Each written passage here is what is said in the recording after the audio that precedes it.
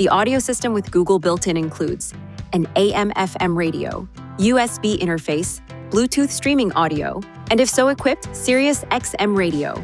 A variety of factors can affect satellite radio reception, including weather, trees, bridges, tunnels, parking garages, tall buildings, and ground-based AM or FM transmitters. To help ensure quality reception, avoid placing cargo in a way that blocks the satellite radio antenna. For more information on Sirius XM radio, visit this website.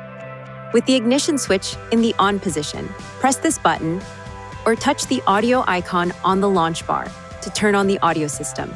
The system will automatically resume playing the last used audio source. While any audio screen is displayed, touching the audio key again will take you to the source selection screen. Touch this icon to display the browser screen where you can access AM list, FM list, and saved favorites.